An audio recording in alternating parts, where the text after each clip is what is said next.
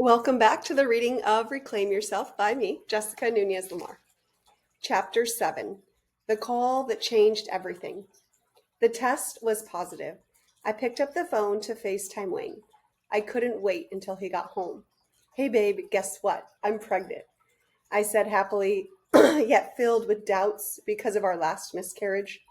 We had been trying for months. "That is so exciting." His face lit up with a smile like a little kid at Christmas. "Let's celebrate when I get home," he said. And with that, I hung up. I didn't tell anyone but Wayne. I was holding something so exciting inside and not wanting to share it for fear this beautiful miracle could be stripped away at any moment, risking a grief too overwhelming to feel. This fear was most likely exaggerated by the upcoming loss of my Nana, my dad's mom, the grandma who called me Mija, the one word I miss more than any other since her passing. As a child, she and my tata used to come out to our house in Buckeye and spend the night with us if our parents went out of town. She would take amazing care of us and make us whatever food we wanted as she hummed through each meal and while washing dishes. She was caring, loving, kind, and stern when she had to be. She was the love in my dad. The hugs and kisses came through when the anger and rage weren't activated. I never understood how my dad couldn't handle my emotions as a child when my Nana could. If I got hurt at her house, we went there every Sunday. She would hold me and rub the part of my body that hurt while singing, "Sana sana, colita de rana, sino sana hoy, samara mañana," which translates to, "Heal, heal, little tail of the frog. If you don't heal today, you'll heal tomorrow." When I was little, the song was the song for healing. I didn't know what it meant. I just loved it because I was healed, loved, and sung to. Now that I know the meaning, I love this for two reasons. One, healing is in my body. Since a child, I was unknowingly taught that the part that was hurt needed to be touched, acknowledged, and loved. Two, that it's funny. A frog's tail? What does that have to do with anything? We don't have to take this healing journey so seriously. That's what she would want me to remember. I believe that as she got older and didn't have her 8 small kids running around, she had more time in her life to hold us in our emotions. Her wisdom gave me healing. On October 11, 2017, I went to see her lying on her deathbed. The pain was too unbearable to go more often. I was too busy with work and the kids, I told myself and others. Yet I was just protecting myself from the unbearable feelings of grief. The distance would make it easier, my subconscious informed me. Tears fall from my face as I write this, the tears that were never able to fall before. Her room was covered in pictures from all eras in her life. I said, "Hi, Nana." My aunts reminded her of my name and the girl's name as her 3-year struggle with Alzheimer's controlled her mind. The girls ran out to the kitchen to help my aunts, and I found myself there alone in the room, just her and me. "I love you" fell from my lips like it was the last time the words would be spoken to her. She lifted her right arm and placed it near my stomach. "Majita, you're carrying a baby." My head pulled back in shock and then forward in curiosity. Did I hear her right? I held back the tears, knowing the kids would come in at any moment. She saved me from the grief of having to tell her I was carrying a baby she would never get to hold, at least not in the physical realm. The matriarch of my dad's family left this realm on October 24th, 2017, at 90 years old. And with that, no more humming and no more Mija. A generation and culture gone in a moment. A lifetime that was not long enough. Is it ever? Her death followed the grief we experienced almost 2 years to the date when my mom's mom passed. In 2 short years, we lost the two matriarchs of our family, the saints, two women I could always rely on for prayers and love, were gone. My kids would not know them wholly. My unborn child would never know them physically. My heart was broken, yet tears couldn't fall. Strength had to win out. With this strength, I stood on the podium at St. Mary's Basilica and performed the reading, feeling broken yet unable to show it, just as I had for my other grandma 2 years earlier. I convinced myself I was being strong for my family. Yet my Nana would have said, "Cry, Mahita. It is okay to cry and to feel. It is your gift." Yet I couldn't. 12 weeks went by, and my parents and our siblings were excited for another baby in the family.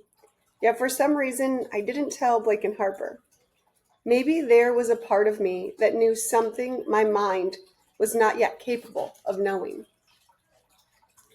With the first pregnancy, I counted the days. With the second, the weeks. With the third, after the first 12 weeks, I often forgot I was pregnant.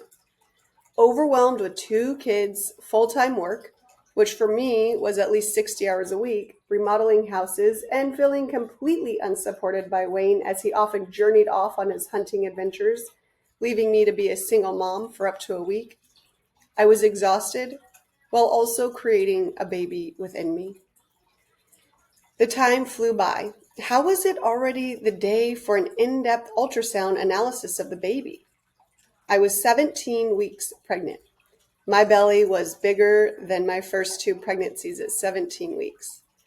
The gender would be a surprise. One of the greatest surprises in the world, a magical experience we were gifted with our second pregnancy. I lay there alone. Wayne did not go to the doctor's appointment with me, with the warm gel on my belly as the ultrasound technician grabbed her probe. "We don't want to know the sex," I reminded her. I didn't remember the other ultrasound having this many scans, and then more and more. "How is everything looking?" I asked. "The doctors will review the ultrasound and then get back to you regarding the results." For some reason, a part of me thought that at my first 2 in-depth ultrasound scans, the tech said something like, "Everything looks great, the doctors will review and get back to you if anything is off." But not this time. As I was typing an email, my phone rang. "This is Jessica," I always answer. "This is Bob." Bob was my OBGYN. Why is my OB calling? Did I miss an appointment? I just had one. Oh yeah, I just had my ultrasound. They said they would call if anything. "What's wrong?" I spoke. "Now, I don't want you to look up anything on the internet for what I'm about to tell you." Okay, I knew I would hang up and devour the internet. In the ultrasound, we found cysts on the baby's brain, and there are kidney issues. Okay, so what does that mean? We will continue to monitor, and we need you to see a high-risk pregnancy doctor now. My office will be sending over the names. "I have one," I heard myself say. Unfortunately, this wasn't the first time I needed a high-risk pregnancy doctor. I hung up and did just what he told me not to do. The results? Trisomy 18, which causes such serious physical defects. Many babies with the condition don't survive to birth. About half of the babies who are carried full term are stillborn. Boys with trisomy 18 are more likely to be stillborn than girls.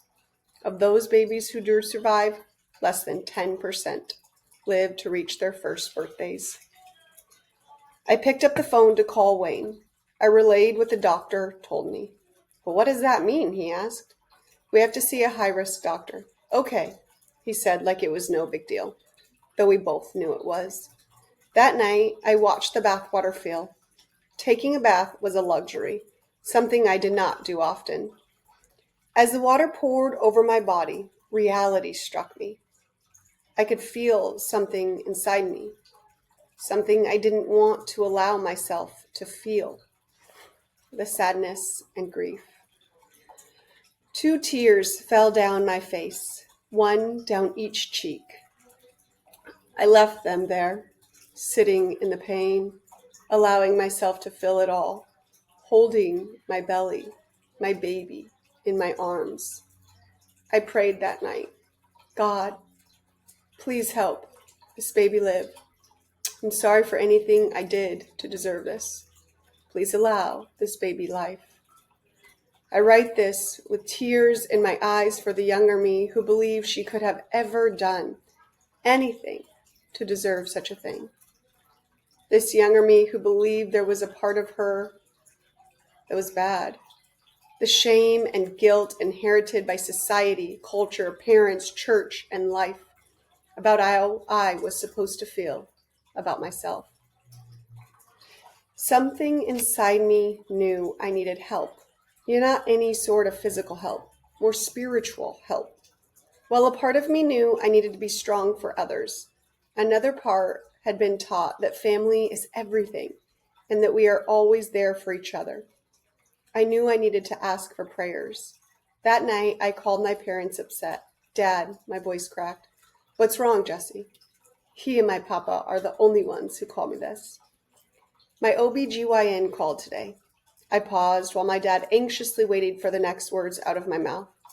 He said the baby has cysts on its brain and kidney issues. Oh, Jessica, I'm so sorry, he said in a voice that shared his disappointment. What does that mean? I have to go see a high-risk doctor, and it could be trisomy 18, a chromosome condition, which means my baby may not live. Okay, we'll be okay, he said in his I'll be strong and take care of everything voice, the one that wants to fix it all so we can all be happy. Can you pray for the baby and me? I asked vulnerably. Of course. Your mom and I will pray right now. Thanks, Dad. I've got to go, I lied, knowing that if I stayed on the phone, I would cry. We love you so much, Jesse. Thanks, Dad. I love you too. I then texted my aunts and uncles in a group text and my cousins on my mom's side in another group text. I shared the situation and asked for prayers. In my experience, even though there are times of hurt and pain in a family, when someone asks for help, there's always support. For me, these were bold, brave moves. This event, this fear of losing my child, brought forth courage in me that I never had before. The courage to be vulnerable, to share what was happening inside of me, and to ask for help. I was taught this made others uncomfortable, and we wouldn't want to do that. Yet I couldn't keep living the same old cycles if real change was needed. For the next month, I lived in this unknown. It was a tough time, to say the least. Yet this unknowing was filled with something, prayer and hope. Some say hope is not a strategy. Yet when it's all you've got, it can be a good one. I guess you could say my strategy was prayer. I've prayed every day of my life for as long as I can remember. When I was around 13, I started saying the same prayers every night. When I was in college, I changed it up a bit, opening with gratitude, moving to forgiveness, and then ending by asking what I needed, which I often didn't do because I didn't want to use up all my requests. During this difficult time, my prayers changed.